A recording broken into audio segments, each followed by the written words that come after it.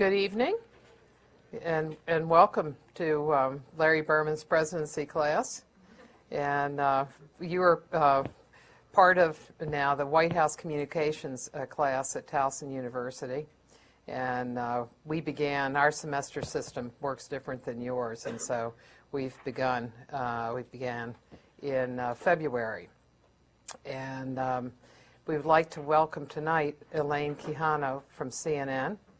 And she's going to talk to us about White House reporting from the angle of television and a cable news reporter. We've had wire, and we've had newspaper.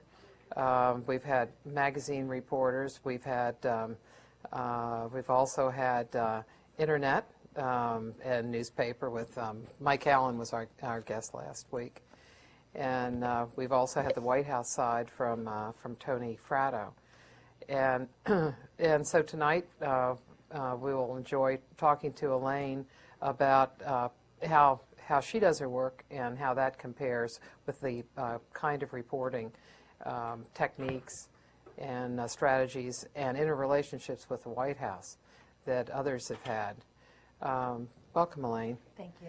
And I wonder if you can start by telling us how you landed at CNN. What was your path there, starting out with your education? Well, funny, I started off actually going into my freshman year at the University of Illinois, Champaign-Urbana, thinking I would come out with an engineering degree. That was sort of the path that had been laid out to me. My sister went to MIT, and so it was sort of the tradition in our family that sciences were the way to go. Well, I quickly found out that that would probably not work out for me, and on a whim took a intro to broadcast journalism class. So it was a professor that I had at the University of Illinois, her name was Robin Kaler, who really sort of encouraged me to, if I really enjoyed her class by the end of the semester, to pursue internships, and sort of the rest, as they say, is history. So I did that, and I was hooked, and eventually followed the path that a lot of television people do, which is you start off in a small market. My first job was in, I like to say I worked at CIA, but it's WCIA, which stands for Central Illinois Area. Interesting factoid, Dana Perino, White House press secretary, also spent some time working at WCIA. But after a few years there, went on to an ABC affiliate in Tampa, Florida. Spent some time there before coming to Washington in late 2000, where I started working for CNN News Source, which is the affiliate service for CNN, and eventually moved over to the network side, and eventually was asked to help out on the campaign trail back in '04. So that is sort of how I fell into the White House beat, and it was after sort of covering the White House off and on since '04, really, that I eventually was made an official sort of White House correspondent. So. In the various places that you've worked, have you found that that reporting is different? The kinds of things you do are different, developing a story, or are they similar? Well, they're very similar, I think. You know, ultimately, whether you're covering local politics or politics at this level, ultimately, people are people, and they have their motivations, and the desire for power is somewhat universal. So there are a lot of similarities. I'll apologize for my voice, as Martha knows. I'm kind of battling a cold here, so pardon the throat. And laryngitis. And I had laryngitis a few days ago. My colleagues can attest to that. But I found that there is a similar thread, really, that kind of runs through a lot of the stories. I like to try to bring a different perspective, since I didn't grow up professionally, quote unquote, inside the Beltway. A lot of my colleagues have done that. It's very easy for me to sometimes you get caught up in a lot of the minutia, but for a television audience, obviously, you've got sometimes 90 seconds tops and one pass to do it, to get the salient points out to your audience in a way that will capture their attention and imagination, and depending whether or not it's a straight live shot or if it's a taped piece, it's still a very limited amount of time. Unlike print, where you can go back and someone can reread something, and if you lose the viewer, they're on to something else. So a lot of times I'm applying sort of the same principles that I learned early on in my career to what I'm doing now, but obviously it's a much more complex situation here in Washington where I would say one of the biggest challenges is sort of sorting through the nuance. You know, for television sometimes that can be a big challenge, is sort of cutting right to the essence, and as we are a 24/7 cable operation, it's a very fast environment that we work in, so we've got to make sure that, you know, of course, we've got it right, but then if we're trying to present, in addition to sort of the play-by-play, some of the color commentary, as I like to think of it, some of the analysis, that we're also doing that in a compelling way with the limited sort of time that we have to work with. Do you find the barriers at this level to getting the news you want higher or lower than when you're working at the state and local level? Yeah, I mean, it's definitely, the thing about the White House, obviously, is, you know, there's only a certain number of doors you can knock on, and it's such a highly competitive business that we are in. Oftentimes, many people are knocking on those same exact doors to get the information, and even sometimes within the network you will find beats overlap, and so you can be constrained, but it is, particularly with this White House, I mean, it's a tough nut to crack. You know, people describe it as sort of pulling teeth sometimes to try and get people to go on record, for instance. You know, that has been sort of a point of contention, is a lot of times why can't officials give these seemingly benign statements on the record, that there's sort of this aversion to doing so, that we're sort of constantly fighting that. And, you know, it can be a challenge, but, you know, that is where you start to go other avenues. Obviously, a lot of people on the Hill do like to talk, and that's where sometimes that can come in handy. So. Do you find that there's been a difference in the time? You've covered the whole administration.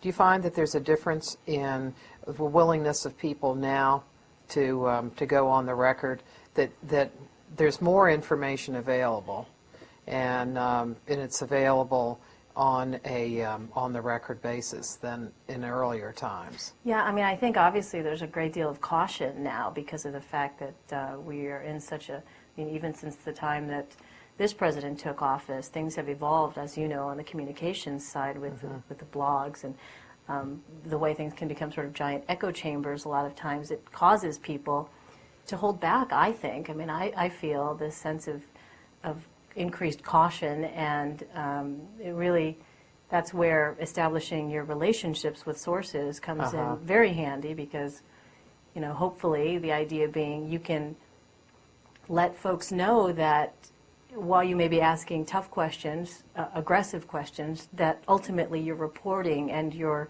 questions will be fair ones. But it's a challenge. I mean, it's really a challenge. I think obviously there are people who feel they've been burned and they are very reticent to speak openly about things, or even on the background about things. But we just have to keep trying. Do you think that it's a case of they feel that they've been burned, or that in the earlier parts of the administration there was a general understanding? Because I know I talked to a couple of senior people independently of one another when I asked them why they didn't bring out people in the briefing room, and bring out cabinet secretaries, bring out domestic policy, the NSC advisor, although they did bring out Condi Rice in the beginning, and both of them said the same thing: there's only one newsmaker, and that newsmaker is the president. And other people shouldn't get ink and or airtime, and that seems to have abated somewhat. And I'm not sure if it's because Dana Perino the president has a lot of confidence in her and is willing to take her suggestion. Yeah, we've definitely seen more officials, I think, since she's obviously taken the position as press secretary. We've had background briefings and on-camera briefings with officials, as you point out, but just in sort of private conversations with people, I think obviously the folks have long memories, and whether things might have been taken out of context, and sometimes you run into situations where it may not be your own reporting, but something that someone at your network has said, or even another network that causes people to sort of clam up. That's sort of what I was talking about. But you're right, there have been, I think, since Dana has come on board, I mean, just last week, and in fact, we were talking about the Colombia Free Trade Agreement as being an example. Well, there they had essentially a photo op with Secretary Rice and Secretary Paulson. I mean, it was sort of unheard of, this picture of this image of half a dozen or so cabinet secretaries in the briefing room trying to make the case, that Congress needs to move on this Colombia Free Trade Agreement. So that was an example where people were brought to the front and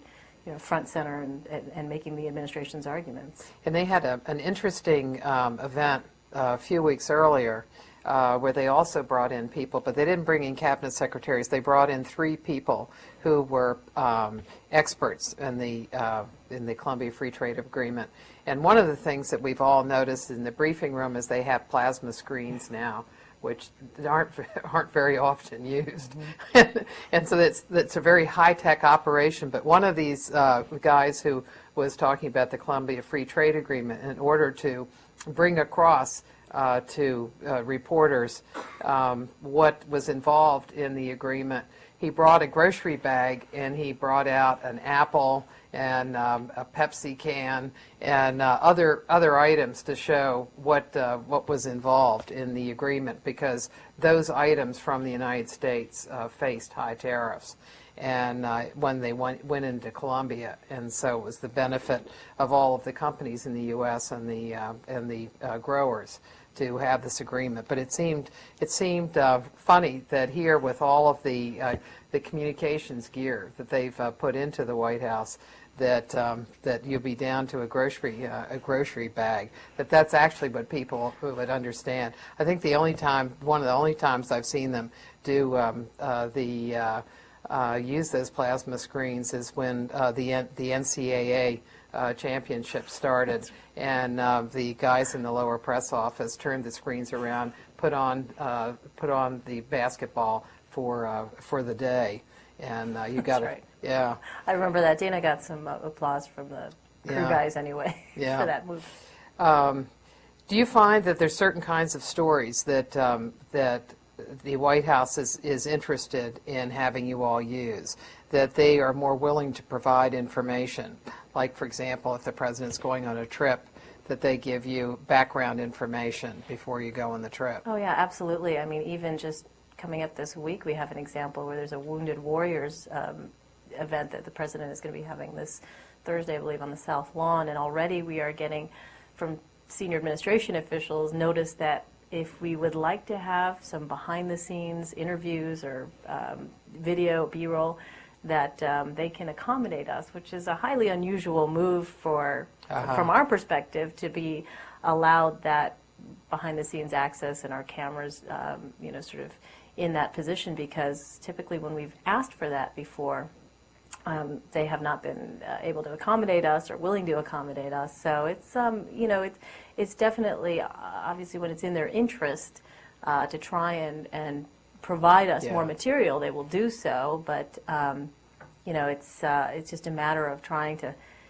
find a balance for us. If we haven't decided what we're going to do, for instance, in that particular case, if there's what the story of the day is, because that's another issue too. Is oftentimes the message, obviously, that they want to be the message of the day is not necessarily what the rest of us in the briefing room are focusing on, as you know. And so therein can lie sort of the conflict as they try to steer the conversation one way, and it becomes very obvious over the course of the morning off-camera gaggle, and then later on in the briefing, that people's reporting is really going to be in another place. So.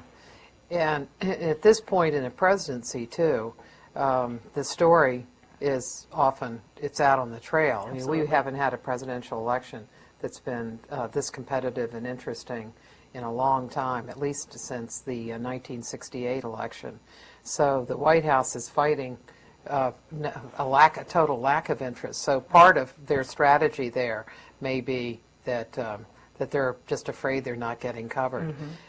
Recently, Sheryl Stolberg of the New York Times wrote a piece that talked about the president's being invisible on issues related to the economy. And the word invisible appeared in the headline and it was on the front page above the fold. And the White House just went into overdrive on that one. So one of the things that they've done in the second term that they didn't do in the first is that they developed a rapid response operation that they used during the campaign that's run by 2 young people. And it's amazing to me that 2 young people can crank out all of the stuff that they do. But when they get upset over something, they have an email that they call Setting the Record Straight. And the one that they sent out that day on her article was a real hair fire. I never saw a Setting the Record Straight that was that angry. They were livid. They were absolutely livid, and it was amazing because it really harkened back to the '04 campaign trail for me. It was sort of that sense of, as you said, rapid response. And here we have, the White House so obviously pointing to one report, one article, and the use of that word invisible, as you said, that really just did not sit well with them at all. So when you read something like that, does it tell you that when they get that angry, that it's because it comes from the president?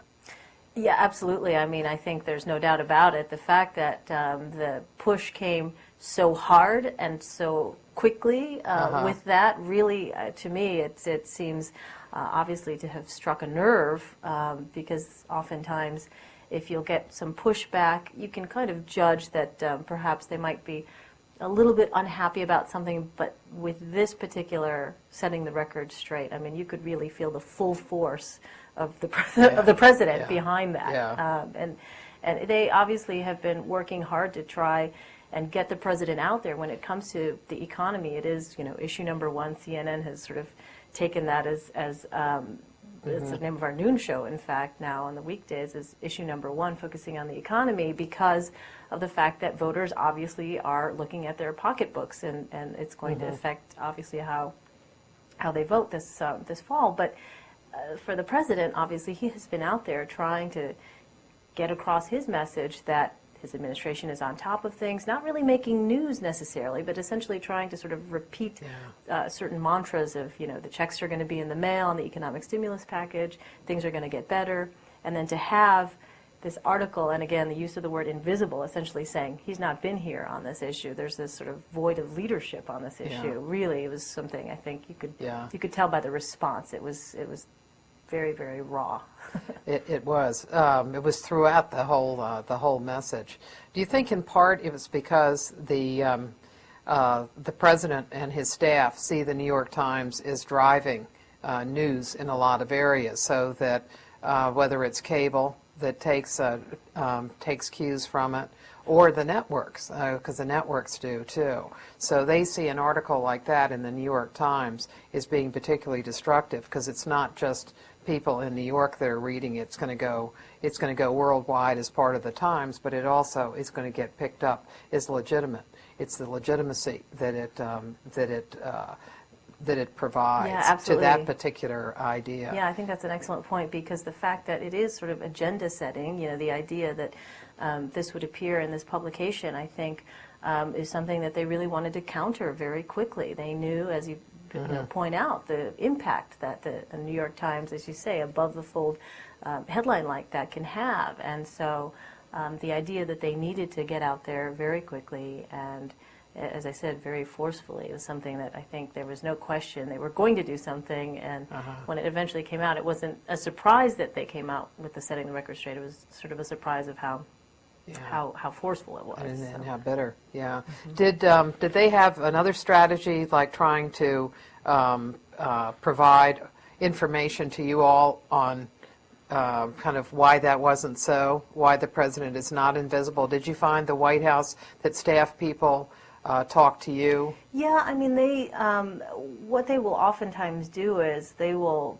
pick up the phone after we've been on a lot of times, which has happened, on many occasions, that after a certain report, if there is something that they take exception with, if there's something that they feel is left out, or if they feel as though you've somehow mischaracterized their position, they will be quick to let you know, either via email or a phone call. And I've certainly had my share of heated conversations with people, not necessarily just with the folks who are in the press office now, but even, prior to Dana being press secretary. And it just sort of comes with the territory and is one of the realities of the 24/7 sort of cable cycle. You're on sometimes when there's a big breaking story on the hour, every hour, and it's, for us, for CNN, it's not just the domestic network, it's also CNN Headlines, or it's also CNN International, it's .com, it can be CNN Radio, so there are a number of avenues where your material is presented, and again, they certainly monitor very closely. A lot of times it gets back to you very quickly if they are not happy with your reporting. There's some people who have televisions that have four parts to their screen, so that they can keep up and make sure, and then they can hit one if they want to look at a particular report. Because I know in talking to Scott Sforza, his television, I forget how many screens it had, but but that was his deal. Yeah. How wide is the circle of people that will call? Do they have experts call?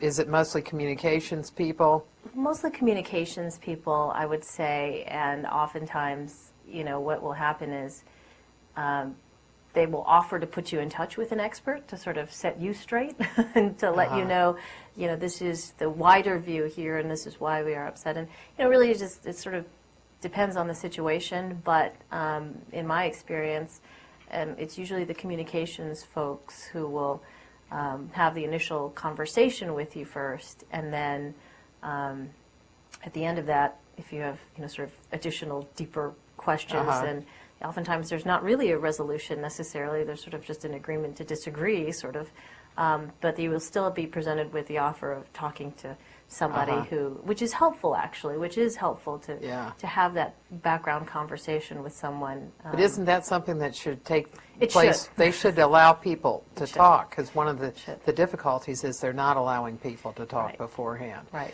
And in talking to the earlier communications people anyway, like Dan Bartlett, they seem to be worried about mistakes people would make if they came out to the briefing room, that somehow they would make a mistake like, say, Mankiw did when he was head of the Council of Economic Advisors, and in February of 2004, which was the beginning of the election, he had the annual economic report of the president and reported about outsourcing, and he said outsourcing was really good for the economy. Well, that was not a message that he wanted coming out of the White House. And so for Dan, that was an example of what happens when you put an expert in touch with reporters. Right, sure. They want to minimize risk at all costs, right? They want to try and do whatever is the low-risk briefing, if it's a backgrounder with one reporter versus having somebody out in the middle of the briefing room, even if it's off camera, that obviously opens them up to much more to be misinterpreted, or for there to be people misspeaking. But I have I have asked for backgrounders with folks, and they have been accommodating when they find that it's in their interest to make sure we sort of, on the TV side especially, get that crystallized, whatever the subject is. What about the president himself? Have you been in any sessions that have been off the record? I have, yes. And compare what you see of the president in an off the record session, and how many of them have you been in, and what is he like in that setting? I've been probably to 3 of them since I started covering the White House back in '04, and he's obviously a lot more relaxed without the cameras there, that's for sure. People, generally speaking, walk out of there not just off the records with reporters, but even other off the records that he has with sort of columnists that, they always say, well, he seems much more well-spoken in those off the record situations than he ever does on camera. And he's very camera conscious, obviously, and so in these off-the-record sessions, what you see is a different demeanor. He is very passionate about topics, and a lot more, I think, in the weeds than people might expect. You know, people I think have a sense that in his speeches, you know, there are certain talking points, obviously, and certain themes that he hits.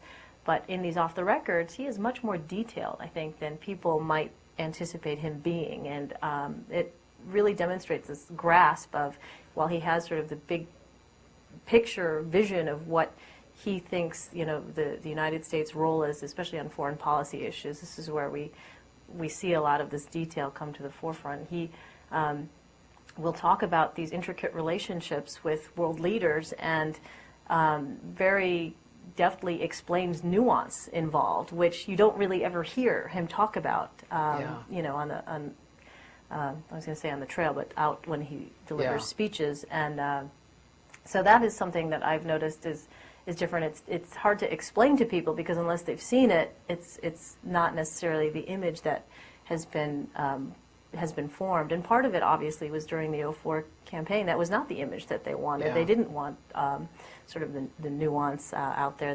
They wanted sort of the straightforward, regular, you know, plain-spoken Texas guy, and that was the image that was crafted for him. But I think what that's done then is sort of reinforced in people's minds that perhaps he doesn't necessarily get in the weeds on some of these issues, and he really, in those off the records, you get the sense he definitely does. So. Yeah, one of it, you know, a lot of it really comes from decisions they made of how to portray him. Right. So in an early decision, they portrayed him as a man who didn't read newspapers. Right. And he talked in an interview with Britt Hume, he talked about how he didn't read newspapers, that's what you have staff for. And in reality, he does read newspapers. I know if you, April did a interview with Laura Bush around the same time and asked her about what newspapers they read and exactly how they read them. And it was clear he read newspapers. And I could see he's read the New York Times recently. So, but they made that choice, and then it's difficult to go back on it. Right. Let's see. Let's take some questions. Okay. And Taliesin, do you all have a question? Yeah. Do you think that being a 24-hour cable network is an advantage in getting information from the White House, or does it put you at a disadvantage? I actually think it's an advantage because in this day and age, you know, we've already had sort of the infrastructure in place to have our own rapid communications team together, whereas I think, you know, for other organizations, they may still sort of, I'm not trying to sound like I'm tooting our horn, but the infrastructure is there because we are CNN International, and we have the London Bureau that, you know, is operating before we ever wake up. You know, there is already a staff in place to sort of help us navigate, and it's a compelling argument to make then to the White House communications folks why we need to have some sort of response quickly because of the fact that there is this global, not just a national reach, but a global reach as well. So I think it's an advantage. I think it helps us make our argument to the White House communications staff that some sort of reply, response, comment, reaction is needed when an issue arises. Yeah, one way you can see that in a practical way is at the White House during the day. If you walk into somebody's office and they don't have 4 screens on, that they're on Fox. If there is an international crisis of any sort or international issues that are up, they just flip it to CNN, and that's all over. I mean, it seems to be all over the White House. What do you do at night? Say something happens at night. How do you get information? Well, it depends on, obviously, there haven't been too many where I've gotten a phone call in the middle of the night recently, but if it is something pressing that cannot wait, oftentimes I will find that White House communications folks will be up as well. So, firing off the email to them, or if it's a phone call, or, you always try to start with the email, which is a less intrusive way of trying to get folks to respond. But Generally speaking, I mean, I have had the experience where if it's, certainly pressing and it is obvious that it's going to be driving the stories, the coverage the next day, I will get a response from folks. But it's rare that, like I said, I can't even recall the last time that that's happened, but it's certainly something that I think since Dana Perino has been at the helm, her BlackBerry skills are sort of renowned. So she understands that if we are calling her or emailing her or pressing her in the middle of the night, then that it's something major. That it's not just to kind of annoy her. So right. There's, during the I think it was during the Reagan. It could have been. The first Bush administration, there was a rumor that Alan Greenspan had a heart attack, and so the press secretary had to get involved at 3 o'clock in the morning because the stock markets in the exchanges in Asia were being affected by it. So he then had to get Greenspan's communications people up so that they could step on it and say no, that it wasn't the case. But there can be a variety of things in addition to international crises. It's an international crisis that one would not have anticipated. One thing I wonder if you can tell us. We have talked to a lot of newspaper and magazine people who are all talking about the difficulties they are facing with the loss of circulation. And that has happened with television, with some television networks as well. But CNN has been growing. Absolutely. And can you tell us what you think the factors are in that, and what CNN itself has done as an organization to try to bring that about? Well, I know that on the international side, for instance, CNN is broadening out to beyond just what has already existed in terms of more people in cities where they're going to be establishing bureaus now, and I think some more probably announcements are in the pipeline. But .com is another area where I think a lot of the success, while we haven't necessarily seen sort of any kind of effects, at least not yet, it seems we're in a good position, CNN, I think, because our .com traffic is amazing to me. I think I saw the latest statistic was something like 30 million unique users a month. I mean, I can't. It's unbelievable to think of those kinds of numbers. You think about how many people are watching network news, and this is the number of people that are actually going to that site. So I think a lot of it is it's helping us on the TV side because we are able to then push out more material in a lot of different on a lot of different platforms. We're not just providing what you see on air for the Situation Room. It's also sometimes a little blog item, or it's an interview that we've done that we're putting on .com that might be an opportunity for people who may want to learn a little bit more about something and be able to do to be able to click on an interview. We had that recently when I traveled with the president to the NATO summit, and the tail end of that meeting, the tail end of that visit was a meeting with President Putin. And of course, there's been a great deal of reporting about the relationship over the years between these two men, and even people who aren't necessarily following, all the ins and outs of foreign policy with the U.S.-Russia relations are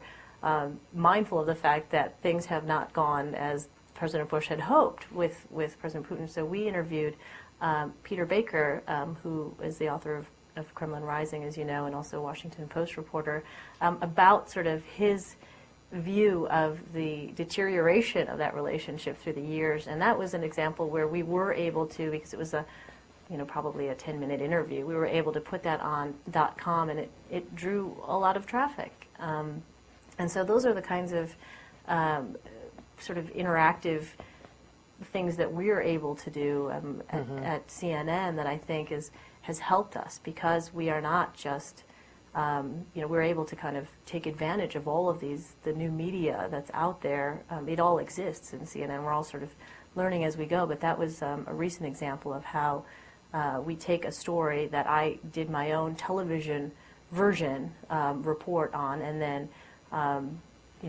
viewers are able to then also look at .com at the wire story that we wrote and then click on that interview. So sort of bringing a lot of pieces together, but that's something that we're looking to do more and more of at CNN, I think. In planning out your coverage for a day, how do you do that?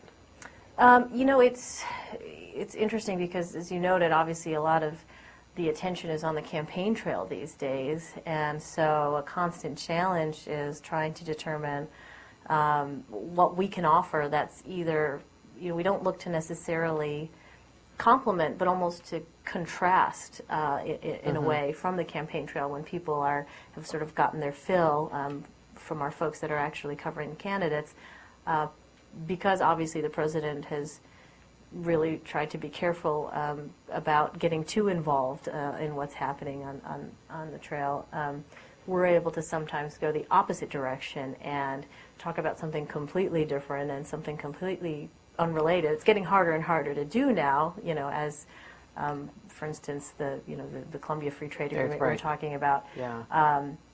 You know, the issue of free trade is a hot one on the campaign trail, but that's sort of the way we've tried to approach it from the White House beat. You know, my executive producer oftentimes will talk at the beginning of the day about you know, what the network is sort of focusing on, what it is that we might be seeing the president, what opportunities there are to have any news made at the White House. You know, a lot of times you just kind of have to go with the flow of the day and see what develops. But it's not really, you know, at this point, you know, it's not really that we're trying to necessarily compete with some of the rhetoric and some of the reporting out on the campaign trail. We're mostly trying to kind of focus on the story of this man as he goes through the final 9 months now.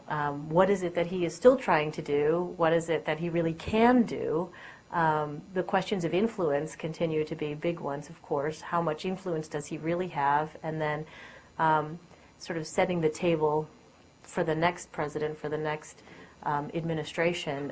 What is it that he is trying to do in these final months as we lead up to the election to try and as best he can, for instance, the Bush-Putin relationship, I go back to that. You know, a lot of our story was about the, you know, looking beyond the president. And so it's a constant challenge, I think, at the, you know, especially as we get closer and closer here. And as you're right, the election season it's fascinating to watch, but we're also very mindful of the fact that he is a president that is, you know, commander-in-chief at a time when there are, you know, 140,000 troops in Iraq, and you know there are still war in Afghanistan, and you know there are still issues that, of course, make this beat a lot of fun to cover, and it's just a matter of sometimes trying to, you know, present what we can to folks, you know, in a way that will be compelling.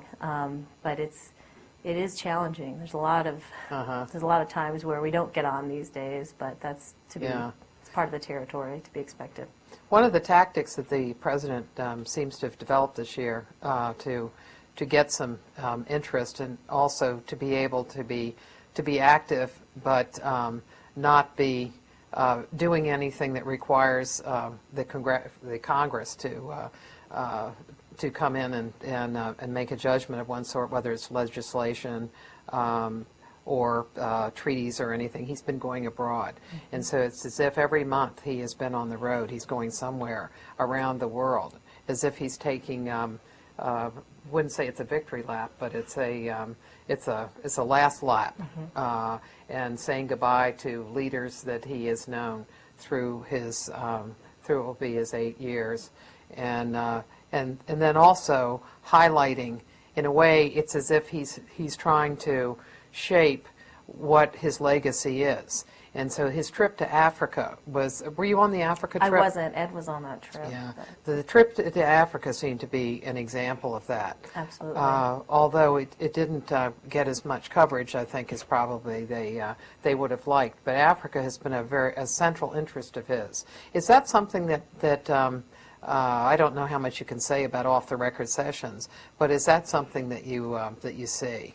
I know certainly the administration has been perhaps the best way to say this, that officials have been aware that there has not been as much attention on the good that has been done under President Bush in Africa particularly, that even people who were critics of this administration, when it comes to Africa, have stood up and cheered over his initiatives there to fight AIDS, HIV/AIDS, to fight malaria. And I know from the reports that my colleague Ed Henry filed on the road, really this was an opportunity to try to highlight the good. This is what the president's goal was, really, is to kind of shine the spotlight on this, on the fact that really for pennies on the dollar, millions of lives are saved as a result of the actions that have been taken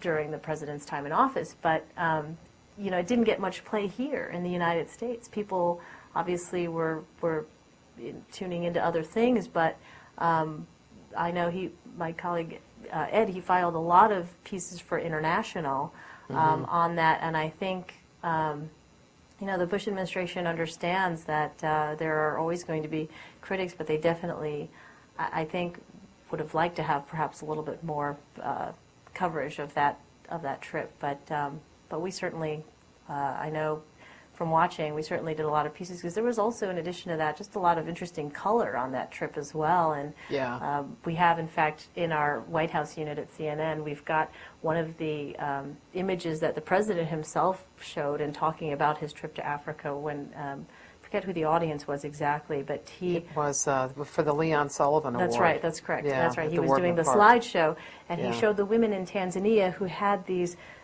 I guess they were banners, or I'm not sure what to call them, but they were basically images of the president. Yeah. And they were wrapped around these women's bodies as sort of skirts, so that on their rears was the picture of the president. And it was one of those strange things that, unless you were there, you couldn't really understand the significance of it. But now we have one of those banners hanging up in our White House unit at CNN as a sort of as a reminder of just what a strange, funny world it is covering the President of the United States. But, there was a lot of opportunity there for some fun moments too, and I remember some of that being chronicled as well, seeing some of the coverage of that. But yeah, all in all, Africa has certainly been an area where I think the administration has always maintained that there has not been enough sort of coverage of the good that's being done there. Do you all have a question? Yeah. Hi, thank you for being here. I have basically a two-part question. The first is, you use the word "they" a lot when you were referring to the response from the administration, and I was wondering exactly who is "they"? Is it the press secretary? Is it the director of communications? Is it the president? And my second question is, I wanted to know the relationship between the director of communications and the press secretary. Who's more powerful? What exactly are their roles, and how do they intertwine, I guess? Yeah, well, I can tell you that the "they" is all of the above. You said, the press secretary, the communications director. It's really all of the above, because this administration, as you can attest to, is sort of notorious for message discipline, so that it is speaking with one voice, really, at all times. And if you get pushback, it is, in fact, the same pushback that you would get. It might be in different degrees, depending on who's pushing at the moment, but it's sort of all of the above. Now, my understanding, and Martha, you probably know a lot more about this than I do, but the way it operates is sort of the communications director oversees sort of the big picture sort of strategy, as well as some of the day-to-day stuff, but primarily is sort of the big vision kind of person. And then, of course, the press secretary deals with all of us on the daily basis and what our inquiries are. But my understanding is that she essentially reports to him, or they kind of they have sort of that structure where she will, I guess, report to him, but their roles are different. I'm not talking to the communications director on a daily basis, but I certainly will be in communications in communication with Dana Perino, perhaps on an almost daily basis. So, If you look at an organization chart of this White House, there's a you could call it a communications czar. And that person is responsible for all of the presidential publicity. So whether it's media affairs that deals with regional and local press, or it's speech writing, or it's the Office of Communication, which sets up events, or the press office, all of that is under communications. And I think in a way the importance of that is that the job of communications is selling, it's persuasion. And the job of the press office has always been information. And so those two can clash. I mean, is the role of the press secretary to go out there and provide information that is in response to what reporters are asking? Or is the press secretary's job to go out there and try to make a sale for the president? And generally, the press office has a much longer history. It was there way before the Office of Communications, which came in 1969. And so when it came in the Nixon administration, Nixon wanted to see communications drive the press office because he wanted it to reflect the priorities of the president. And I think that once you have televised daily briefings, then the White House is much more interested in using the press office not just for information, but for persuasion. And so that battle plays itself out, because what reporters want from a briefing is information that's in response to what they want. They don't want to talk about what the White House wants to talk about necessarily, but rather what their stories are and what they think is of interest. And so there have been much more of a battle, I think, once the briefing went on camera in January of 1995. But you think of those two offices and those two operations as kind of separate from one another, with the press office being daily information and the Office of Communications being more of the persuasion operation. And if you look at it over the years from, say, 69 forward, when there have been two offices, in Democratic administrations, that you usually had the A-team in the press office, and those two operations were separate. Like, say, in the Clinton administration, the Office of Communications wasn't telling the press office what to do. You would have pretty separate. I mean, they coordinated on some things, but it was not close in the same way. There was no overall communications person. The chief of staff was the one who would be involved in he would have a deputy that would be involved in communications. So, say when Leon Panetta was the chief of staff, he himself was involved in communications. But later, when Erskine Bowles is chief of staff and not interested in communication, his deputy, John Podesta, was.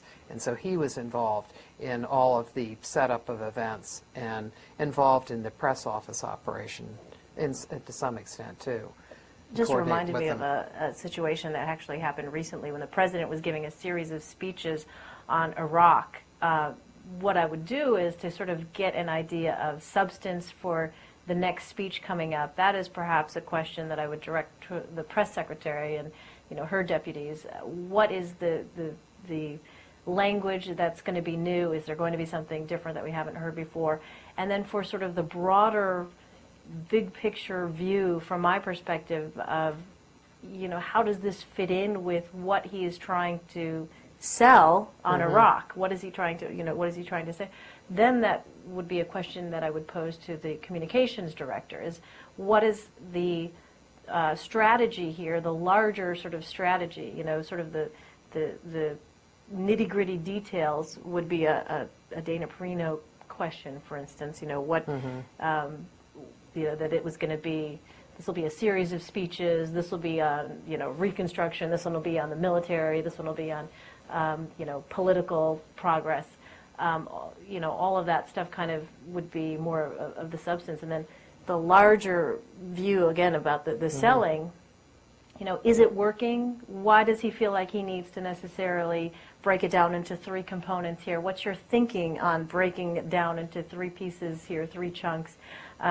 Why do you think this is going to work this time versus, what he's done in the past? I mean, those are the sort of strategic communications director questions that I would try and get answered. So I don't know if that explains just sort of divvying up again, and it's not like I'm necessarily talking to the White House communications director every day, but those conversations that we do have are, the opportunities to take a step back and step out of the 24/7, live shot wheel. I always say you feel like that sometimes the hamster on the live shot wheel, but then you're able to sort of sit down and think big thoughts and ask bigger questions of a communications director than perhaps the day-to-day questions that you might pose to the press secretary. How many live shots do you do a day?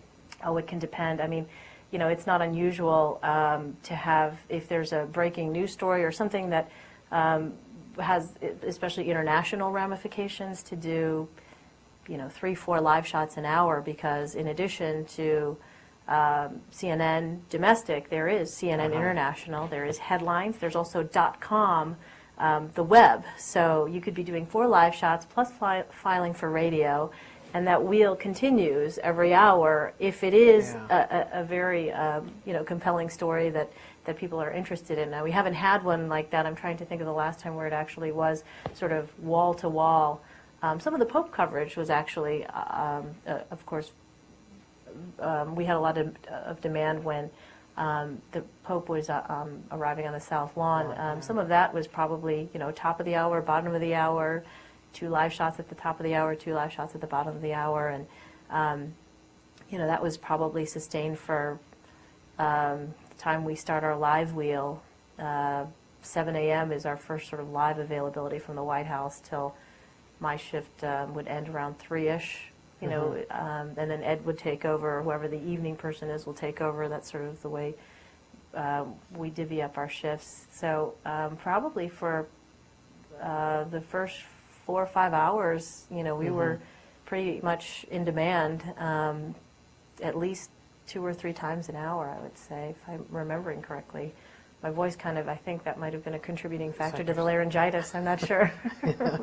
When you go out and do a live shot, can you do 2 of them at the one back to back? Is that the way you do it? Yeah. Usually we try and schedule them that way, just because it's it makes it easier than having to run back and forth from the lawn. But a lot of times there are gaggles, as you know, and the briefing to contend with, and other events that make it difficult to try and sort of navigate. But that's where our producers come in to help us, to play traffic cop, essentially, and let people know when we might be available and when we're not. But it can get a little crazy sometimes. What is your week? Is your week a 7?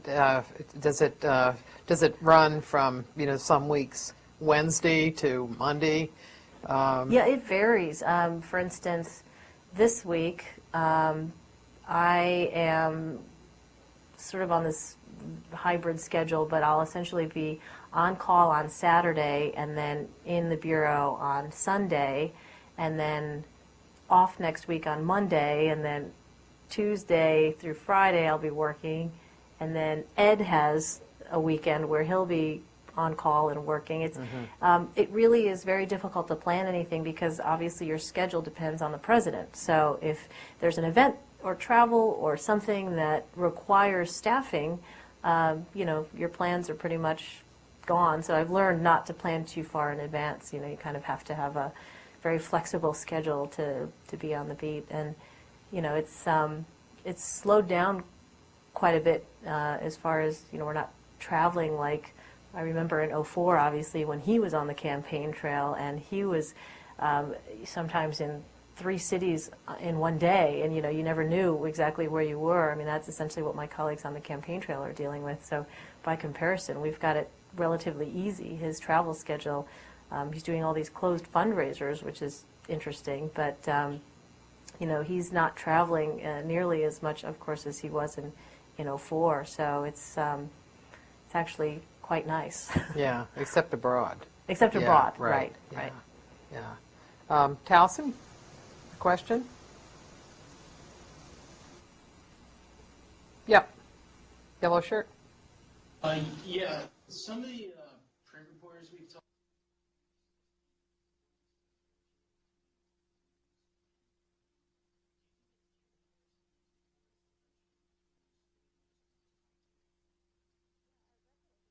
Because we were talking about this before. Obviously, it's the lines have been blurred in such a way that people are asking, as they should, I think, questions about what constitutes news and where the line should be.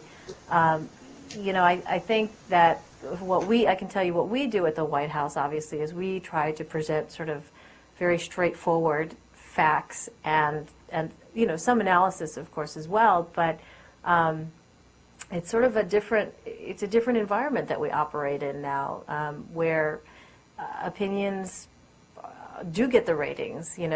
People who are out there giving their commentary, people respond to that, but I think generally speaking, what we try and do is to not do that. We in our unit, we try to really make sure that what we are giving people falls under the category of news and perhaps analysis, but doesn't cross that line into commentary. That's not our role. We sort of leave that to others to try and do. Do you find that that what others have done on your network can end up affecting you? Like, for example, let's say last week Jack Cafferty talked about China and the Chinese government in a very unflattering and derogatory manner, and the Chinese government is really upset about it. Does the White House come to you all at all about a situation like that? Does anybody refer to it, try to do anything about it? I can't say that I've heard of any kind of fallout on that particular issue, but I know in the past, certainly things that have been said on our network, of course, will come back to us, with White House officials taking issue with something that someone else has said, in which case it's a very delicate sort of situation where you have to try and obviously hear out the grievances and, at the same time determine what your role is. Is it really just sort of being a conduit for that information then and taking it to the appropriate people? A lot of times that's what we do, and that's what we try and tell them, is that really, we'll certainly take their comments and criticisms and concerns and present them to the appropriate folks, but unless it's something that specifically we have said, we in the unit, have said, it's very difficult to have an extended conversation about something that has happened sort of outside of us. Right. So you could just give them Lou Dobbs's phone number. That's right. Here's the email address that you're looking for. That's right. That's right. Yeah. You said earlier that George Bush often seems much more articulate and seems to have much more nuanced opinions and a much more detailed understanding of world events when he's not in front of the cameras and on these off-the-record sessions. Given the fact that this 24-hour news cycle world that we live in right now seems to put him at a disadvantage all the time, do you think that he would have been able to better connect with the public or present a better image to himself in eras past when radio was the main means of communication, or print was, or even previous times before that, when it wasn't this sort of you're always on camera all the time kind of news culture? Well, that's a fascinating question. I never really thought about that. It's such an interesting way to think about that, because certainly, as we all know, cameras have an effect on anybody, whether you're just a regular citizen or the President of the United States, but it certainly magnifies things, doesn't it, in a way that, of course, radio and print don't necessarily. I'm not sure. I think that it would be fascinating if there was some way to kind of put him in that position and see it. It definitely in this YouTube era as well. That is another factor that sort of, I think, has perpetuated, generally speaking, people sort of fears of being on camera. But, it definitely, I think, from what I have witnessed in the off-the-record sessions, it might be a different perspective that we all have, but at the same time, as Professor Kumar pointed out, it was also an image, a television image as well, that was created as part of his re-election bid, as part of his election bid. This was something that was used. Television was a medium that was used by the campaign, by the president, in order to get him into office in the first place. So while there might be an argument to be made that, okay, television might in some part be to blame for somehow distorting his image of who he is, at the same time, they, of course, have, the administration, the campaign, have also sought to use that very same medium to their advantage. And if there is any kind of backlash as a result from the image that was created, well, you have to ask yourself, did they perhaps just go too far in that, and who's to blame? But the radio, it's interesting you bring up the radio perspective, because I hadn't really thought of it in that perspective. Perhaps it could be an entirely different perception that people might have, that he may not have had that same kind of aversion to radio interviews or radio coverage that obviously, television has it's fraught with peril. Live television is, as we all know. So, it's interesting to think about. A really good question. And presidents just react so differently to different media. When Reagan was president, David Kennerly said that, who was a photographer, he was a White House photographer for Ford, and he said that when you took a picture of Reagan, that Reagan had a sense of what a picture was.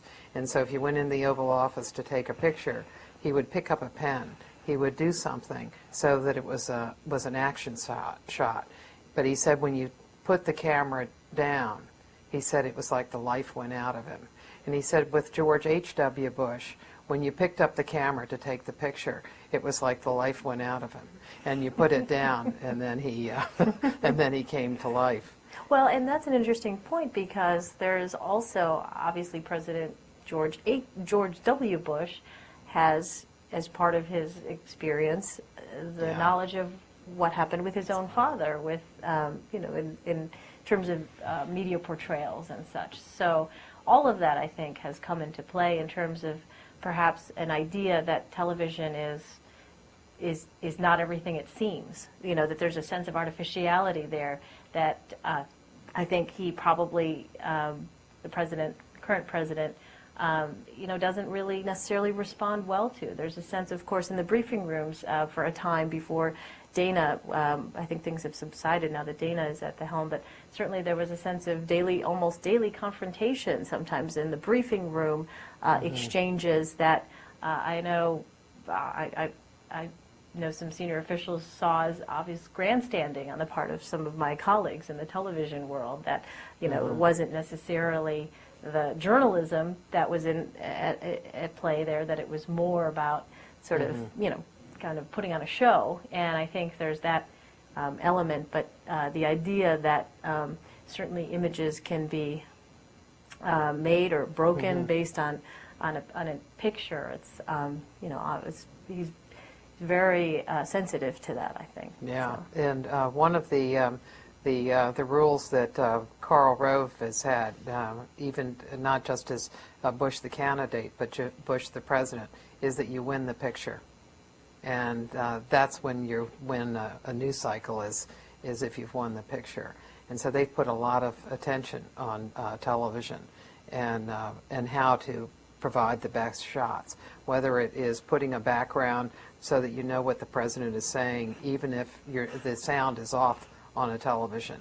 they wanted people to be able to know what he's talked about. I remember that from the '04 campaign quite clearly. Yeah. I mean, you didn't even need to turn the sound up, as you said, to know that the president's message of the day was, strengthening Social Security, or, it was very clear because literally the wall behind him would be plastered with the phrase every few feet or so. It's no detail was too small for them, whether it be the audiences involved. Also, I remember that from the campaign trail as well, that oftentimes the backdrops would be, of course, friendly audiences, because this is a White House that understands images do matter, and so no detail was spared.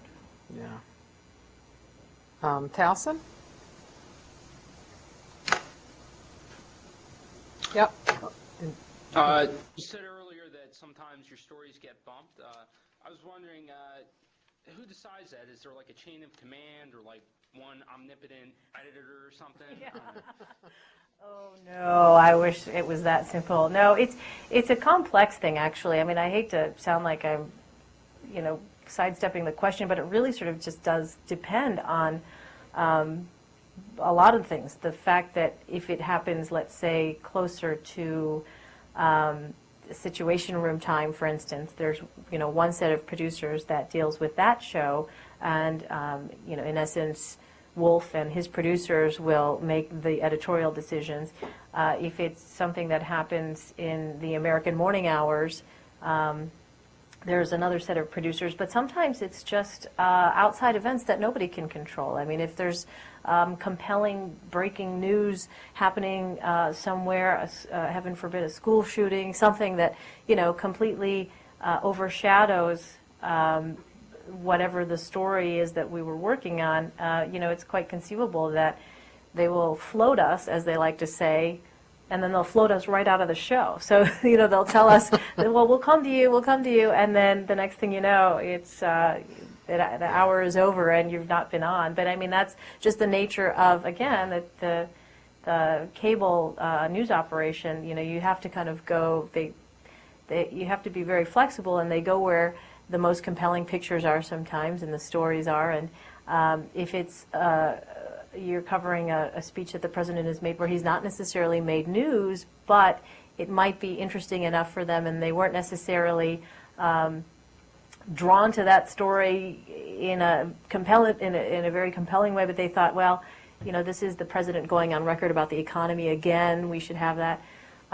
Perhaps that might be bumped depending, on breaking news. It's just a variety of factors, but there's not one overarching voice of authority on that. It really is just situationally dependent. Mm-hmm. Yeah.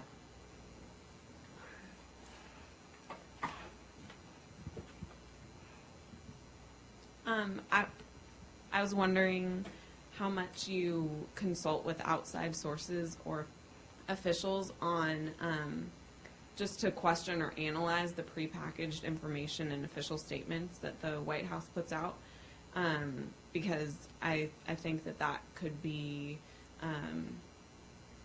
it just in the 24/7 environment that could be a tendency, and you might not have the opportunity to analyze that, and therefore just push a straight White House agenda. And I was wondering how you deal with that. Yeah, no, that's a great question, because it is something that has been a challenge, is trying to make sure that you do have outside perspectives and you do have outside voices, whether they come from the Hill or a think tank or somewhere completely different. But what we've done in our unit, and I think we do this well, is we're able to look ahead. We've got a team of producers that is always looking at the schedule to see what's coming up, what agenda item might be highlighted, and who the outside perspectives might be that we need to get. If it's not on camera for an interview necessarily, then at least it's a background conversation that can be set up with us, so that going into that day, we're not completely at the mercy of whatever it is the White House messages, so that we're always making sure we have a critical eye towards whatever the issue is. It's not just this singular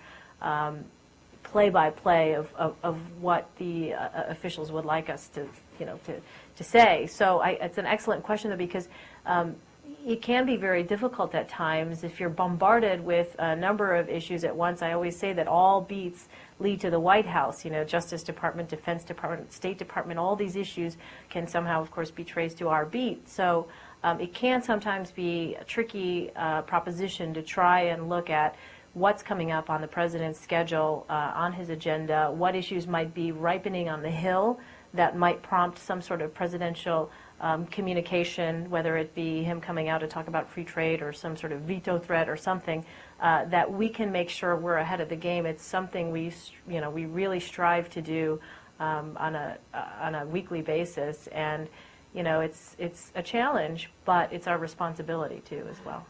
Yeah. Let's take one question from each place, and then let Elaine go. I haven't been coughing too much, so.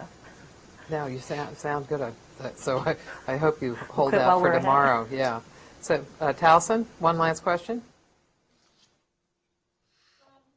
Do you think it is important to cover the vice president? I think it's absolutely important to cover the vice president, especially this vice president. But, and this is the point of contention that has really sort of made us want to pull our hair out sometimes.